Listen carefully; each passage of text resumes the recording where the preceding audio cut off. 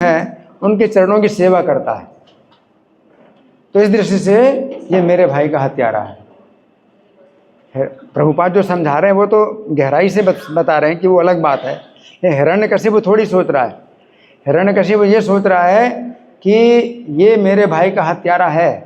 कोई कहे क्यों हत्यारा है? क्योंकि मेरे भाई के हत्यारे की चरणों की सेवा जो है करता है बिल्कुल पूर्ण समर्पित होकर के।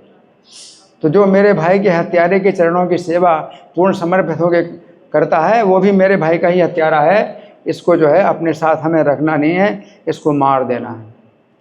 तो मतलब क्योंकि अप्रिय है, इतना अप्रिय है। मेरे भाई के हत्यारे विष्णु हैं तो मुझे बहुत अप्रिय हैं, और ये मेरे भाई के हत्यारे विष्णु के चरणों की सेवा दास की तरह करता है, पूजा करता है। तो ये भी मेरे भाई के हत्यारे विष्णु की तरह अप्रिय है, और इसको हम अपने साथ रखें, इसको हम पालें पोसें। हमने इसको पाला पोसा और ये हमारे भाई के हत्यारे की सेवा करता है। तो यहाँ भाई की हत्यारा कहने का मतलब है कि भाई के हत्यारा जितना अप्रिय है, दोषी है, इतना बड़ा दोष इसके अंदर भी मतलब लग रहा है। अब यहाँ पर समझने वाली बात है कि प्रहलाद जी ने हिरण्यकशिपु को ये नहीं बताया कि ये शिक्षा कहाँ से मिली। तो हिरण्यकशिपु समझ ही नहीं पा रहा। उसने पूछा कि तेरे गुरु जो सामने खड़े हैं, अगर उनके मुख से तूने नहीं सीखा तो कहाँ से सीखा तूने?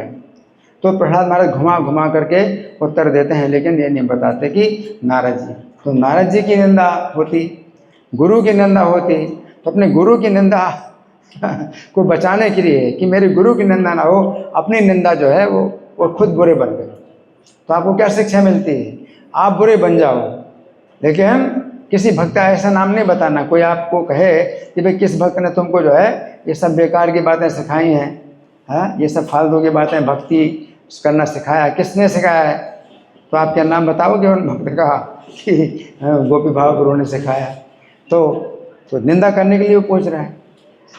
तो नारद जी की जो है वो प्रहलाद जी ने नारद जी का नाम बताया नहीं, है ना? तो नारद जी की निंदा होती। तो अपनी निंदा सहन कर रहे हैं, वो खुद बुरे बन रहे हैं कि मैं ही बुरा हूँ, हैं? लेकिन उस भक्त का नाम नहीं बताना जिस भक्त ने आपको शिक्षा दी है, भक्त बनाया। लेकिन जब प्रहलाद महाराज से उनके सहपाठी पूछते हैं कि प्रहलाद तुमने इतनी बढ़िया शिक्षा कहाँ से प्राप्त की, तो हमारे साथ पढ़े लिखे हो। तो प्रशंसा के भाव से जब पूछ रहे हैं तो प्रहलाद महाराज पूरी बात बता रहे हैं तो कि नारद जी के द्वारा मैंने सीखा है।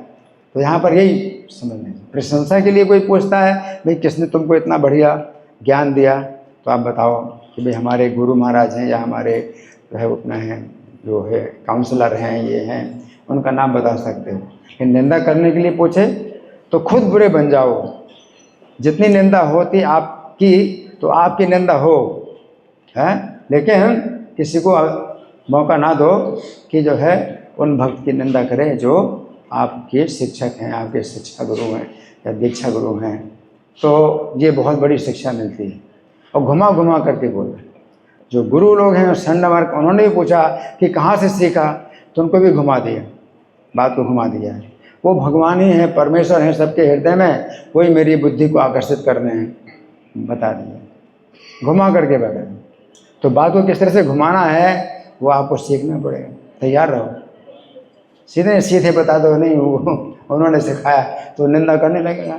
हिरण्यकशिपु निंदा करता, फिर कितनी निंदा करता नारद जी की, और नारद जी के संबंध में पता नहीं कितने अनिष्ट की बातें सोचता और बोलता, क्या क्या नहीं करता, है ना।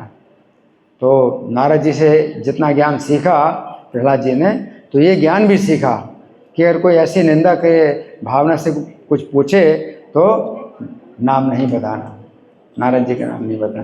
तो ये बहुत बड़ी शिक्षा है। हरे कृष्ण। धन्यवाद।